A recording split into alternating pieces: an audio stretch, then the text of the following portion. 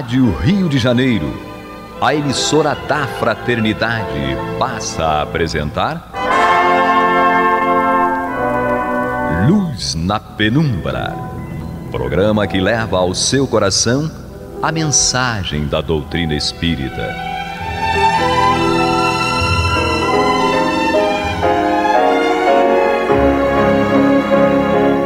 Alô!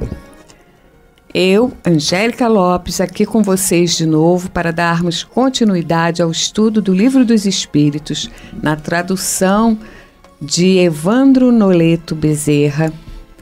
Estamos no livro 1, capítulo 3, que trata da criação. Hoje vamos iniciar o capítulo falando sobre diversidade das raças humanas. Vamos tratar as questões 52, 53, 53A e 54.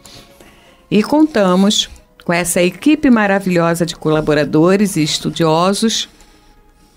Dario Ram. Olá, queridos ouvintes. Estamos aqui mais uma vez reunidos para o nosso bate-papo semanal sobre o Livro dos Espíritos. Astêmio, muito obrigada por estar aqui. Cada dia é uma página nova no livro da nossa vida. E Marcelo Aranda. Paz e bem para todos e todas, muitas energias curativas, muita fé, muita esperança. Que essas palavras possam ecoar profundo no coração de cada um de vocês. Muitos conhecimentos, né? E falando em diversidade das raças humanas, Kardec vai aprofundar, né, o seu interesse em conhecer, em saber mais sobre as coisas. E na questão 52, ele faz a seguinte pergunta: de onde vêm as diferenças físicas e morais que distinguem as variedades de raças humanas na Terra? Marcelinho. Vou começar por você, Marcelo.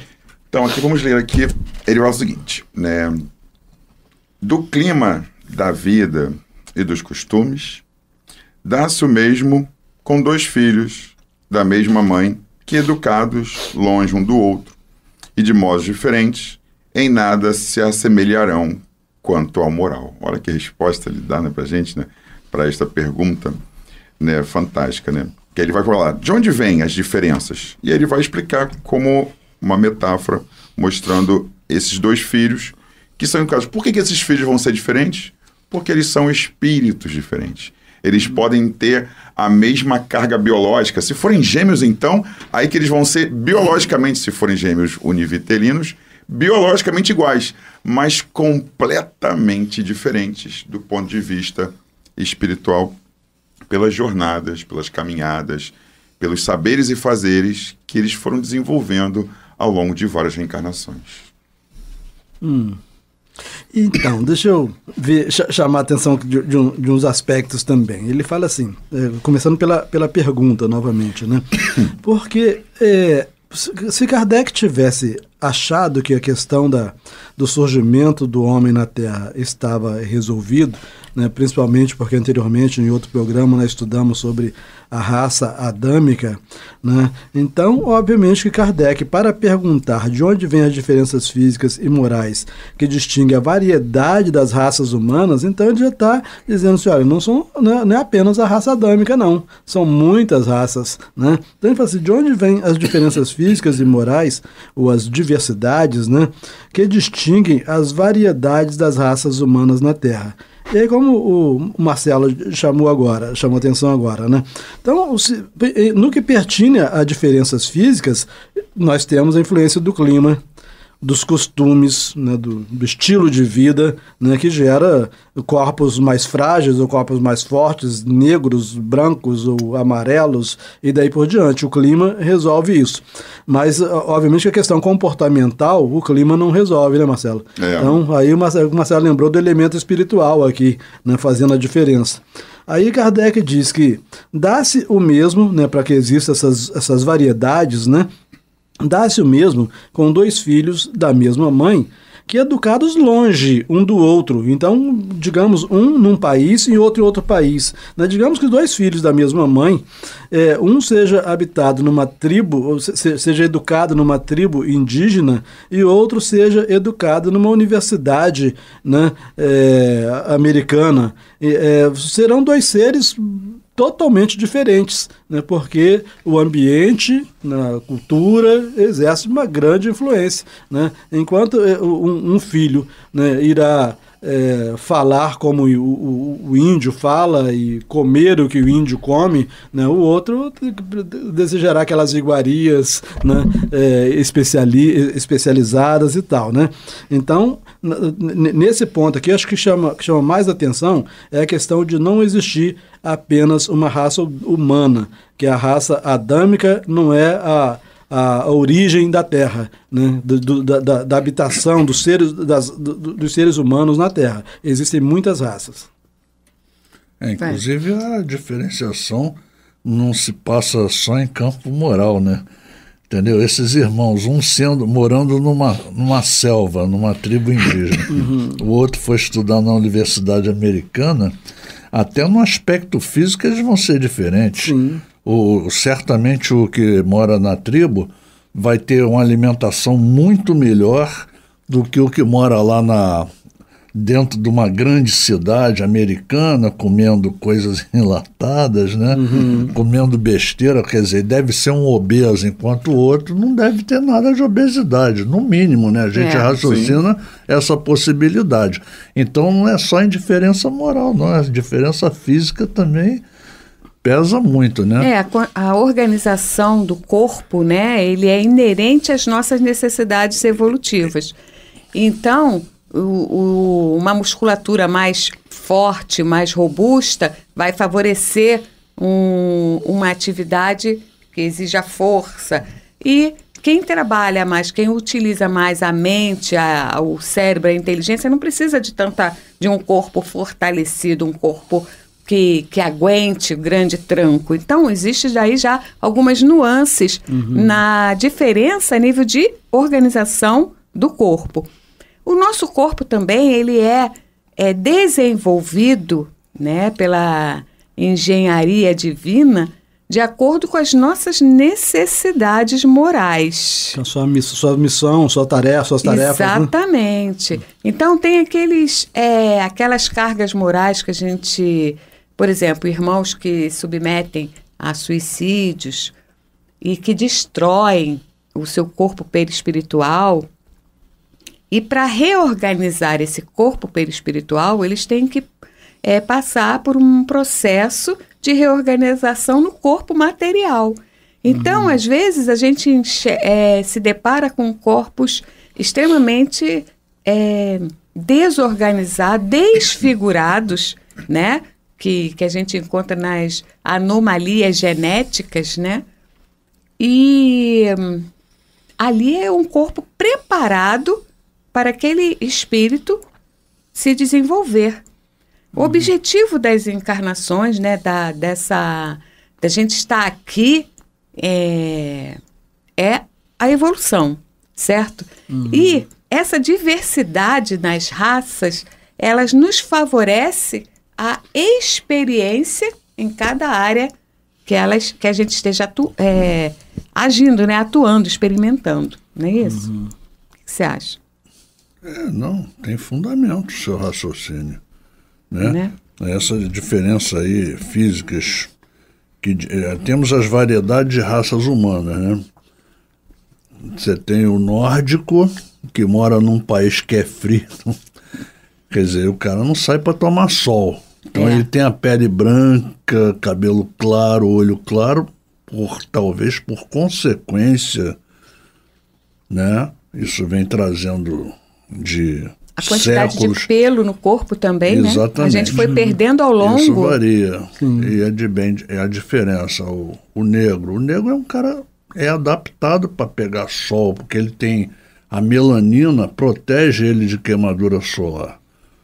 Vai botar um nórdico daquele lá, aqui no Rio de Janeiro, tomando sol na praia.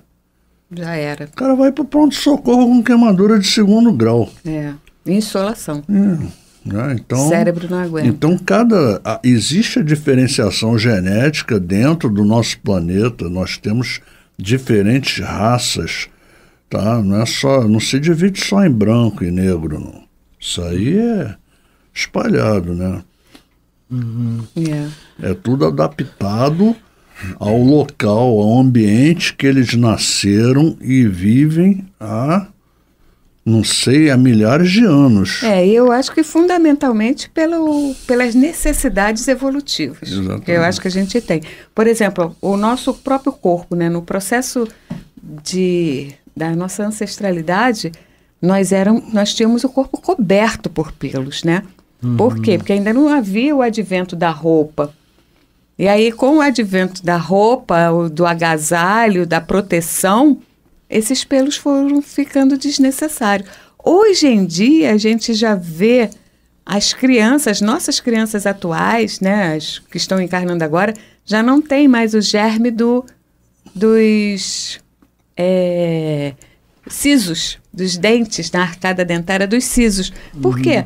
Porque os sisos eram considerados os dentes de tração, né, de mais fortes. Por quê? Porque nós comíamos raízes.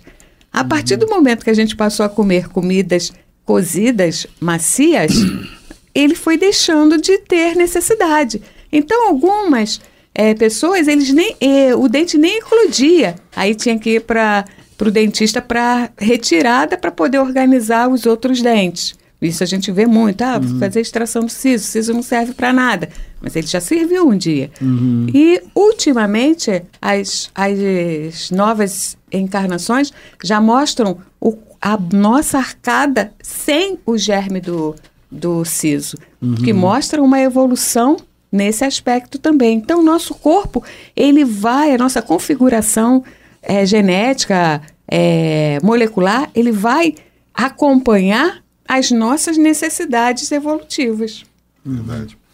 É muito interessante. E eu acho que a pergunta 53, ela depois vai complementar essa ideia quando ele vai fazer sobre isso, né? Sobre essa relação dos pontos do globo, né? E é interessante observar isso também, que não podemos esquecer que também tem uma atração genético-espiritual, né? Que é como é que é isso, Marcelo?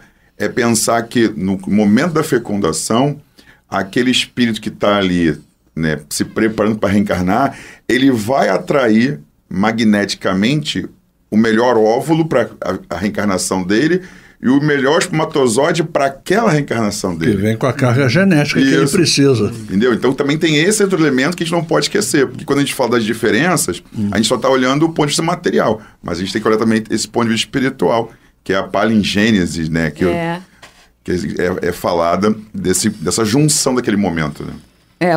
O tema é muito gostoso. Vamos dar sequência após a nossa vinheta.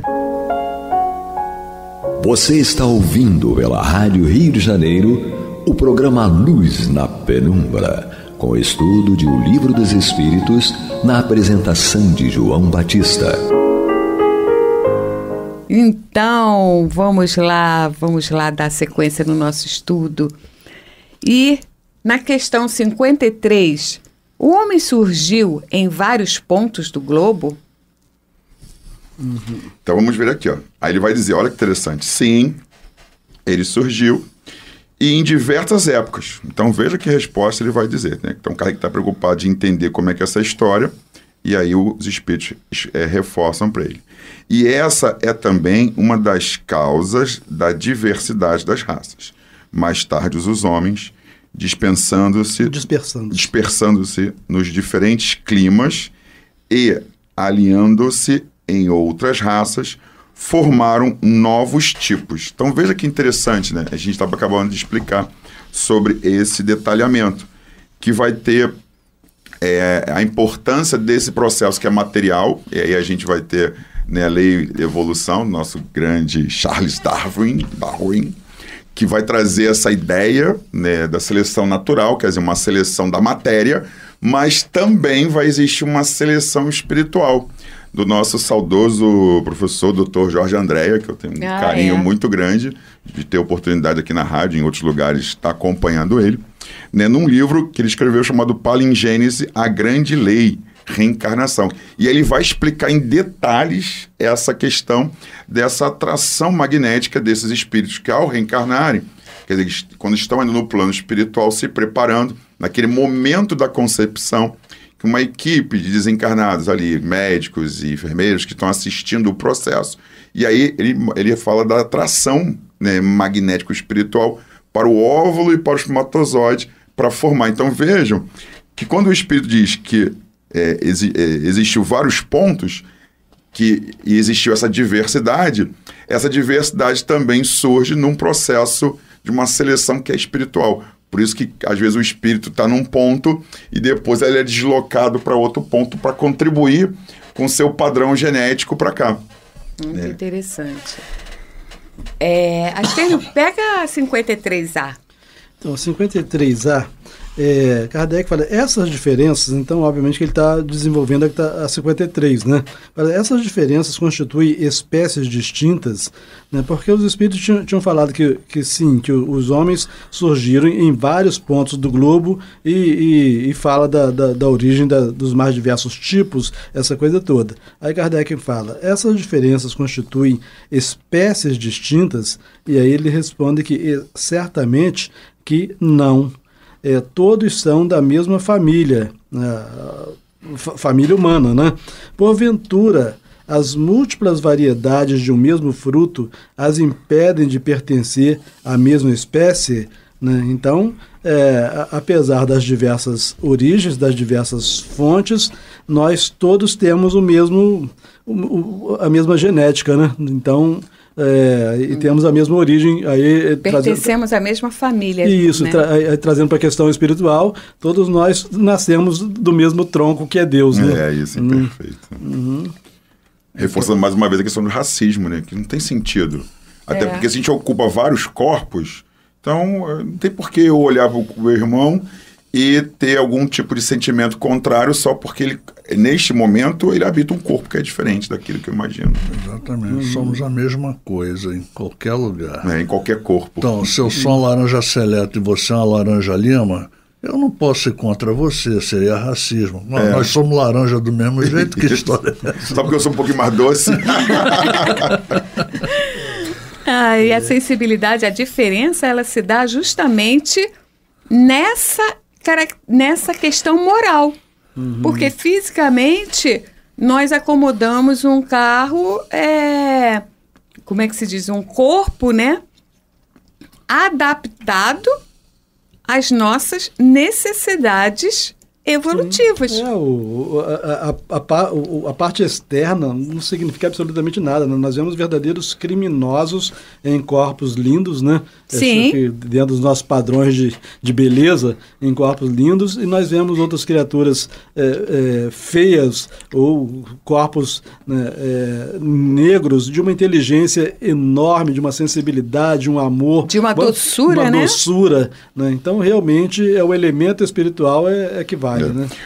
Tudo é muito relativo. Né? O espírito Militão Pacheco, através de uma mensagem do Chico, né, essas mensagens pequenas, ele fala o seguinte: tua pele em diferentes cores já foi beijada pelo sol de todas as latitudes. Tuas irradiações através das roupas que te serviram já marcaram todos os salões da aristocracia e de todos os círculos do plano terrestre. Conclui-se, portanto, não haver lugar para a discriminação e o preconceito racial, uma vez que não é a cor que influencia o estado moral do homem. Exatamente. Superioridade ou inferioridade está no espírito, não lhe valendo sua condição racial ou sua qualificação social, mas a estrutura da sua condição moral. Caramba, hein? Nós temos agora um homem branco querendo acabar com a Terra. Fecha essa área. Militão foi perfeito, né? Eu também achei. Todos nós somos iguais, né? Homo, né?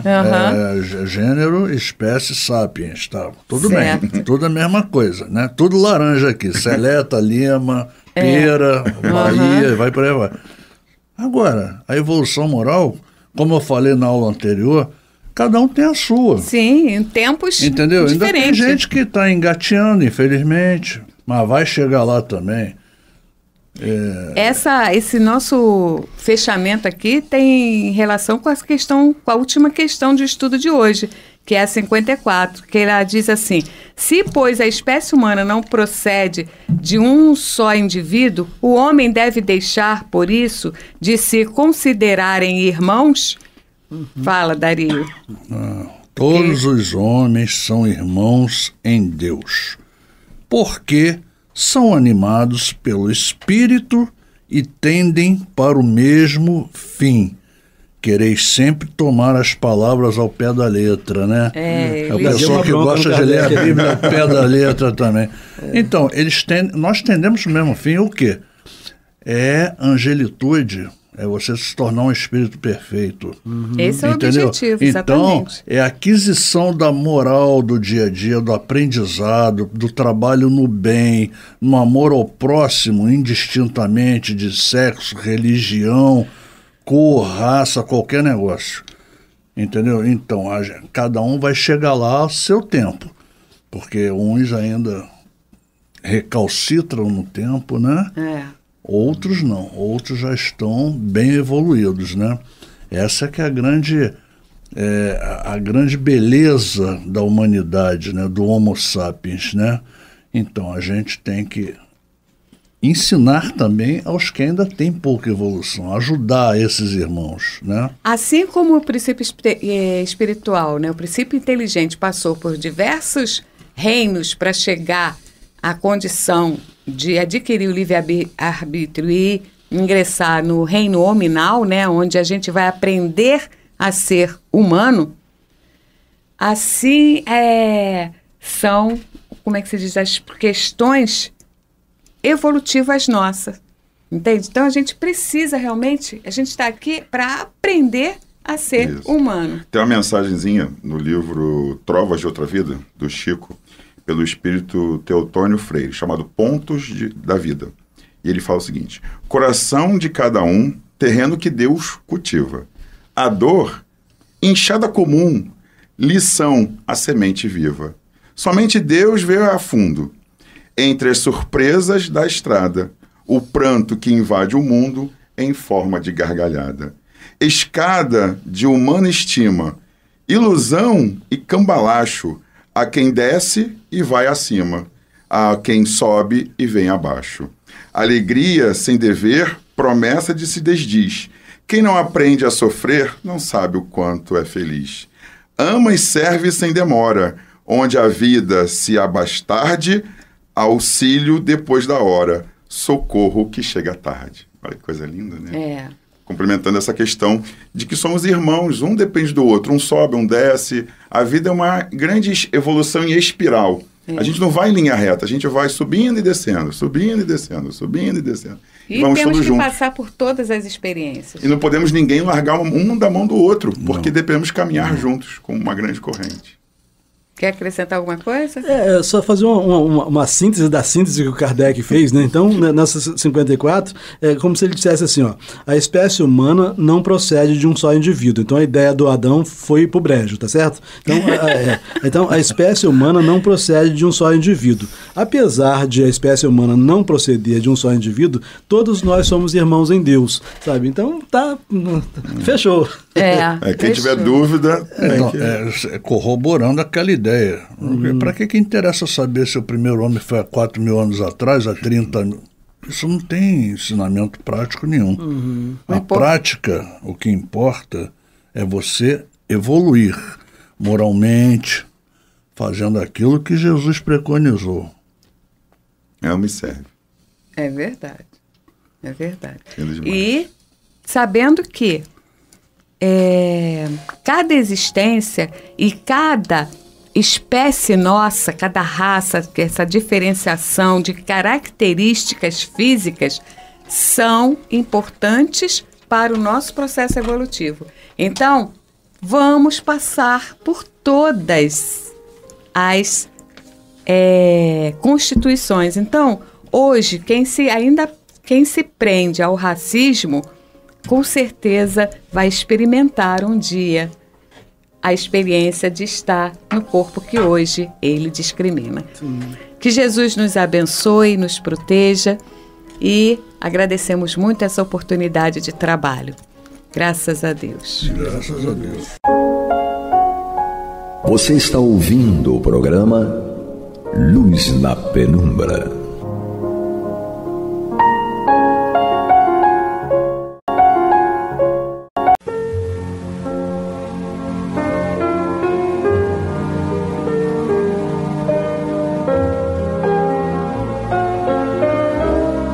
A Rádio Rio de Janeiro está levando ao seu lar e ao seu coração a mensagem consoladora da doutrina espírita, através do programa Luz na Penumbra.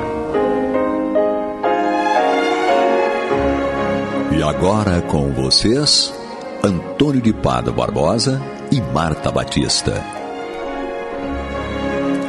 Muito boa noite, amigos.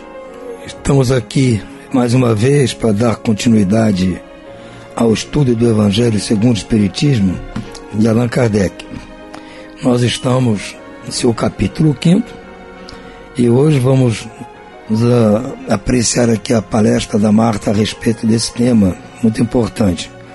Para isso nós vamos contar com a supervisão técnica do Pablo, né, Marta? Como eu disse, nós já estamos aqui há muito tempo, já devemos ter aprendido alguma coisa, né? Verdade, e vamos aprender mais, né? Cada dia mais.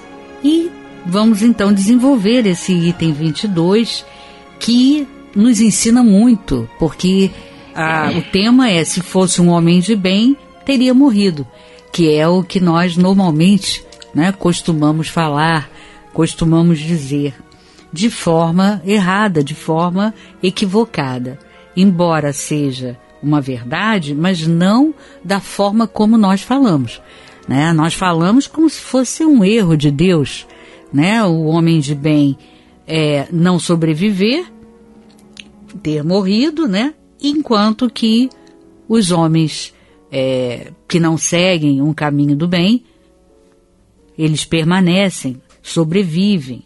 Então nós falamos como se isso fosse um erro, como se fosse uma falha de Deus. Então a gente vai observar que é justamente um equívoco e que a perspectiva material nos leva a cometer um engano muito grave, né? Porque nós questionamos Deus em dois aspectos. Questionamos se ele sabe ou não e questionamos se ele está correto ou não em retirar a vida de alguém ou permitir que alguém parta e o outro que nós julgamos ser bom não partiu, fica aqui e continua sofrendo, aquele que é um homem que não é um homem de bem. Então vamos ver o que Fenelon nos diz. Ele diz: ao falar de um homem mau que escapa de um perigo, frequentemente dizeis: se fosse um homem de bem, teria morrido. Pois bem, dizendo isso, estás com verdade, porquanto efetivamente muitas vezes acontece que Deus concede a um espírito ainda jovem no caminho do progresso uma prova mais longa do que a um bom, que receberá o benefício de uma prova tão curta quanto possível, como recompensa pelo seu mérito. Assim, pois, quando dizeis, se fosse um homem de bem teria morrido, não tenhais dúvida de que cometeis uma blasfêmia. Então é isso que nós precisamos entender. É uma verdade do ponto de vista que Deus realmente concede a um homem mau mais tempo para aprender e para desfazer os seus equívocos, né? E aquele que é justo e bom, ele então não vai permitir que ele permaneça naquela situação de provação, porque a Terra é uma situação de provação e por isso então ele geralmente parte antes. Então a nossa perspectiva com relação à desencarnação é uma perspectiva totalmente material. E é aí que nós nos enganamos, né? Por isso é que nós cometemos um erro, e ele diz aqui, cometemos uma blasfêmia, porque a gente questiona, né, a perfeição de Deus.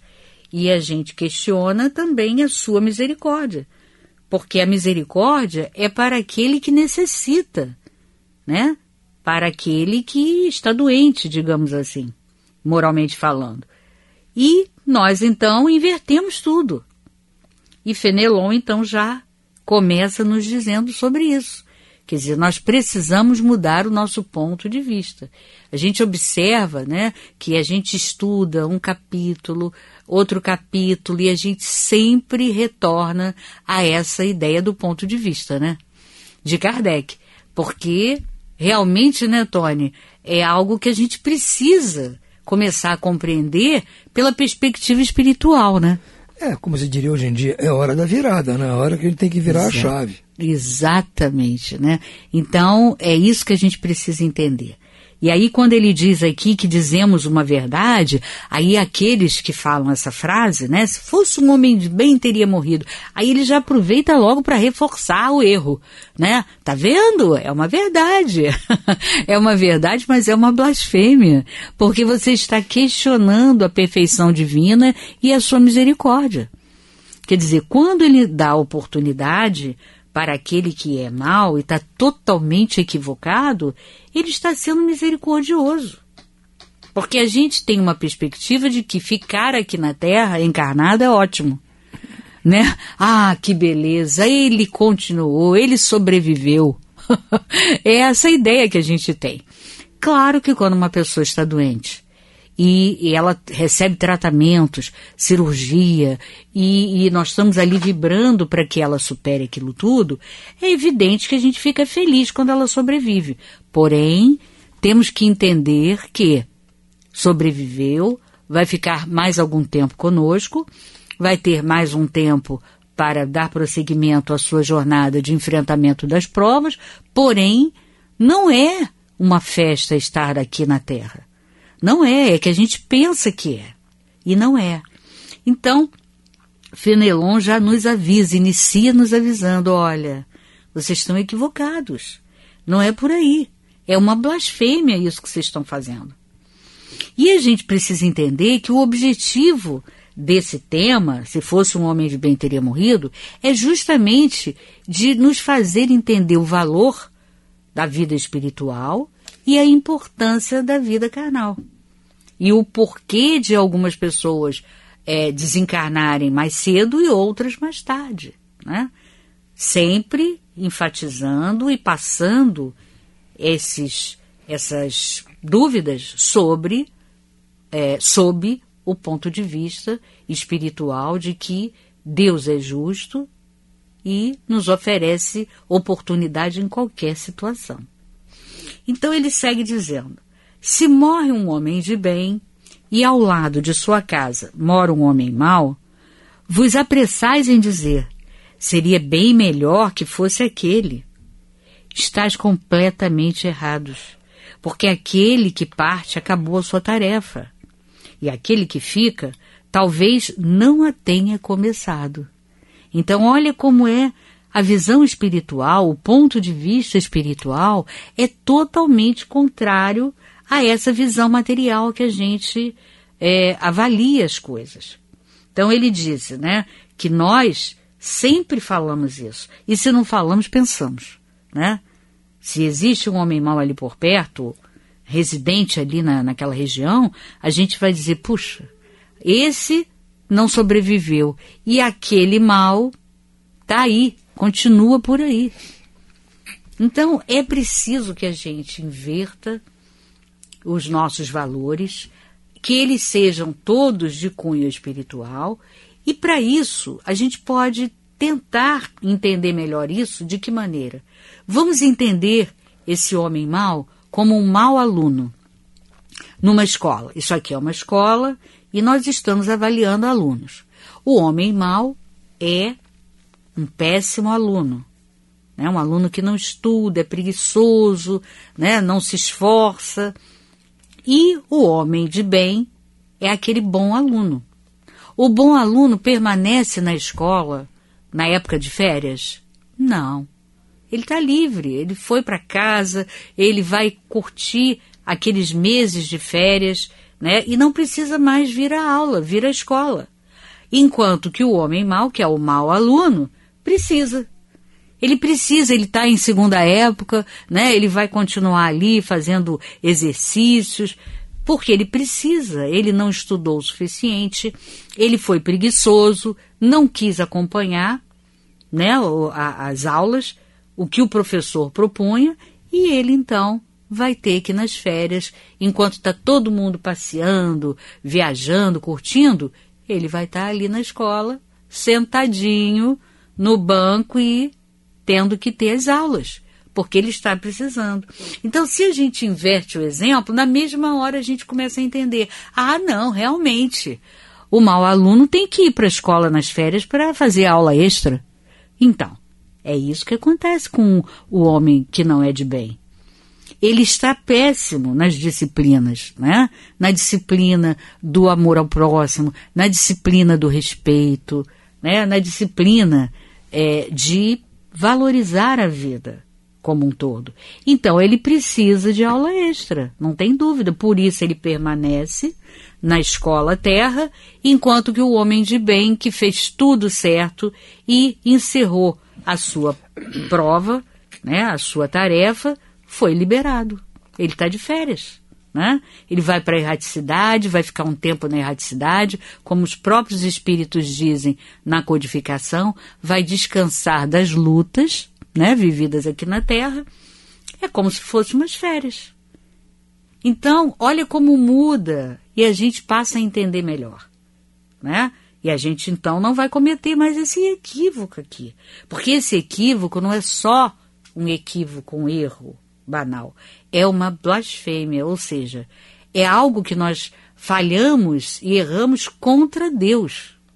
Quer dizer, é terrível. Normalmente, a gente falha contra a lei divina. Mas isso é menos grave do que você falhar diretamente contra Deus, né? Não é que você vai ser punido por Deus, não é isso. Mas é que você precisa entender que Deus é bom, justo e misericordioso. É isso. E para você entender melhor isso, você está com dificuldade, então vai precisar alguns exercícios mais intensos, né? E ele segue. Estais completamente errados, porque aquele que parte acabou a sua tarefa, e aquele que fica talvez não a tenha começado. Quer dizer, muitas vezes aquele mau aluno sequer começou a aprender aquela disciplina. É o que acontece. Por que haverias de querer que o mal não tivesse tempo de terminá-la? Olha, como Fenelon fala na perspectiva espiritual, né? Ele não diz por que vocês gostariam ou quereriam que o homem mau não tivesse tempo, né, de permanecer aqui. Ele diz não tivesse tempo de terminar a tarefa. Quer dizer, é o tempo todo numa perspectiva de amor, né, de oferecimento de oportunidades, né? Ele não quer que ele seja isolado como nós achamos que é o melhor, né? Ele parte, pronto, e aí ele vai e não interfere mais. Não é assim. Porque a gente não muda de patamar vibratório, né, se nós apenas somos eliminados, né? Se o professor chegar e dizer assim, olha, saia de sala e você não terá direito a fazer prova nem teste.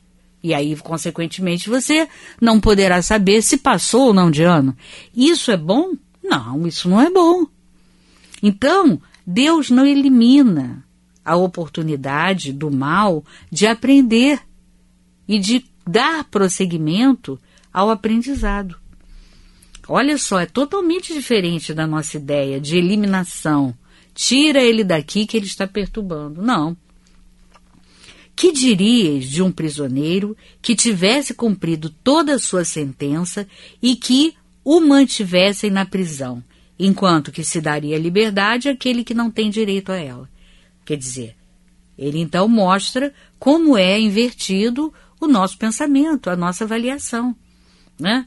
Então você é um prisioneiro que já cumpriu toda a sua pena, a sua sentença está completa, e você insiste em fazer ele permanecer preso. E aquele que não cumpriu, você libera, você solta. Não pode, né? Seria uma inversão de valores. E é exatamente o que ele nos oferece para reflexão. Sabeis, portanto, que a verdadeira liberdade é encontrada no momento em que são desfeitos os laços corporais, e que, enquanto estiverdes na terra, estareis em cativeiro. Olha, esse é o ponto de vista espiritual. Estar na terra é uma oportunidade misericordiosa que Deus nos dá, mas a terra é um cativeiro. Enquanto nós não saímos daqui, nós estamos presos, né, aos laços corporais. Então, não é algo bom, maravilhoso para a gente festejar. É apenas uma oportunidade misericordiosa que Deus nos oferece. Mas a verdadeira liberdade está quando os laços corporais são desfeitos. É totalmente diferente. Então, vamos invertendo essa nossa visão para que a gente possa começar a entender melhor. E ele segue: acostumai-vos a não reprovar o que não podeis compreender, e tende a certeza de que Deus é justo em todas as coisas. Olha, essa proposta dele aqui é algo para a gente refletir muito. Acostumai-vos a não reprovar o que não podeis compreender. Por isso é tão importante a gente estar sempre usando como crivo, como avaliador do nosso conhecimento espírita, né, as obras fundamentais, Kardec, porque só ele é o representante da doutrina espírita e só ele poderá estar com a verdade, porque ele foi aquele escolhido para criar a ciência espírita, ou seja, aquela proposta de como nós analisaríamos e tornaria a doutrina espírita numa ciência.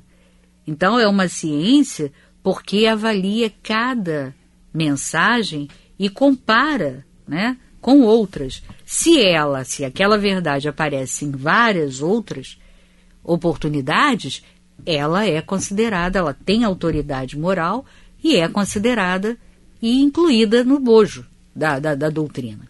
Mas se ela só aparece com um ou dois espíritos, um ou dois, nós estamos falando aí número entre aspas, né? Se ela só aparece poucas vezes, evidente que ela não vai estar dentro daquele crivo da autoridade, né, do ensino da doutrina, porque ela não terá aquele crivo de majoridade, né, de majoritário. Então, é preciso que a gente reflita sobre isso. Se a gente não tem, né, se a gente se coloca num lugar como espíritos de terceira ordem, por mais inteligentes que sejamos, nós não temos o conhecimento intelecto-moral suficiente para questionar espíritos superiores. Ainda menos questionar o Ser Supremo. Então, se isso é uma deliberação, é uma decisão de Deus, né, que é retirar um espírito da vida corpórea, só Deus cabe isso. Só a Deus cabe. Então, se é de Deus, com certeza nós não podemos questionar, porque não sabemos, não temos condição de questionar. Não temos condição nem intelectual e muito menos moral. Então, é importante que a gente reflita sobre isso quando nós formos questionar alguma coisa. E ele segue, ainda mais isso, né, de vida ou de morte, né? Ficar ou não, permanecer ou não na Terra. Nem Jesus se coloca como alguém que determina isso. Então, nós não podemos, né, temos que nos acostumar a não reprovarmos aquilo que não sabemos. E ele segue. E também, ainda mais quando você questiona a justiça divina, porque nós sabemos que justiça, amor e caridade é o que resume as leis divinas. E ele segue dizendo: às vezes, muitas vezes, o que vos parece um mal é um bem. É aquilo que nós falamos. O que é melhor para o mau aluno? Permanecer na escola e ter oportunidade de aulas extras e aprender um pouco mais e fazer provas e exercícios, ou é ele sair, ser eliminado da escola e ficar sem aprender. Então é aquilo que ele diz, o que parece um mal é um bem. Então o outro que sai da vida corpórea já resolveu o seu problema, ele já cumpriu a sua penalidade e aprendeu o que devia, porque se não tivesse aprendido o que devia, entraria numa situação de segunda época, né, ou como queiram. O que ele diz aqui? Segue dizendo que, no entanto, vossas faculdades são tão restritas que o conjunto do grande todo não é percebido pelos vossos rudes sentidos. Quer dizer, ele diz claramente, de uma forma delicada, né? Fenelon diz, olha, vocês nada sabem. Então, ainda mais coisas de Deus. Vocês nada sabem. Então, acostumem-se a não reprovar o que não pode compreender. Então, ele disse, os teus sentidos são rudes. Olha, são tão rudes que nós não temos nem capacidade, eles não falam sobre as artes nos mundos superiores. Porque eles dizem que não há meio de comparação aqui na Terra, na nossa linguagem, para eles fazerem a comparação. Então a gente não tem condição nem de entender o que é arte no mundo evoluído, no mundo mais evoluído. Não temos. Quer dizer, imaginem sobre isso. Questão de desencarnar ou não encarnar, estar no tempo ou não estar.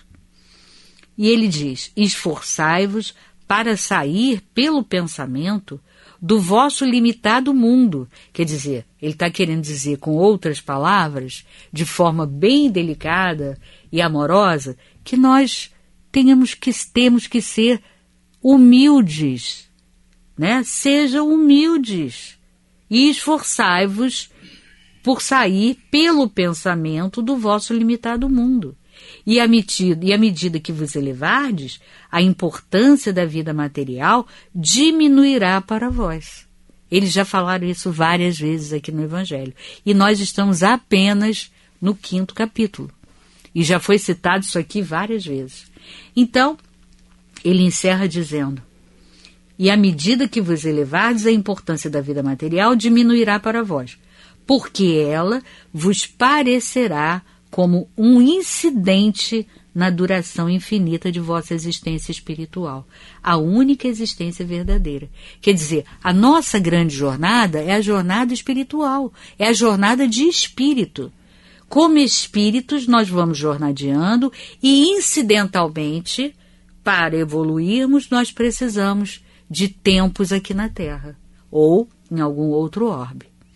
Então, que nós reflitamos sobre isso e modifiquemos a nossa maneira de externar os sentimentos, né? Ainda que nós tenhamos um pesar sobre aquele homem de bem que partiu, mas que a gente reflita sobre isso. Não, ele foi liberado, ele já cumpriu a prova que ele precisava. Não é isso, Tony?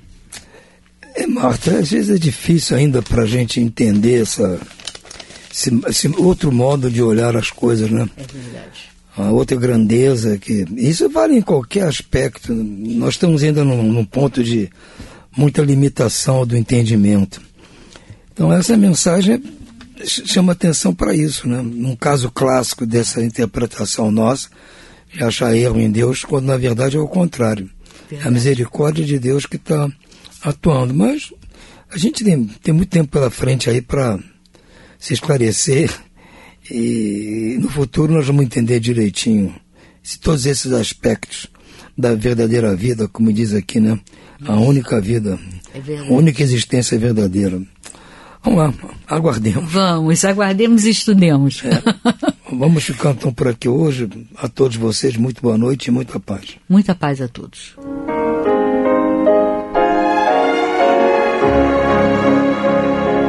E vamos ouvir agora a prece de encerramento de nosso programa, na voz de Geraldo de Aquino.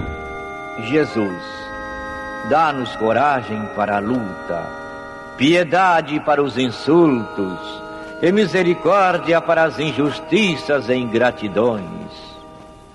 limpa nossa alma de inveja e ambições mesquinhas, de ódio e de vingança o nosso caminho.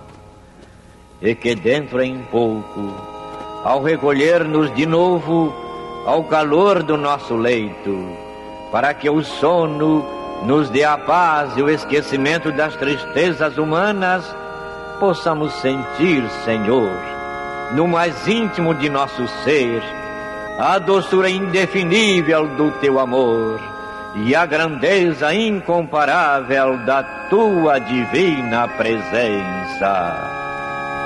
Que assim seja.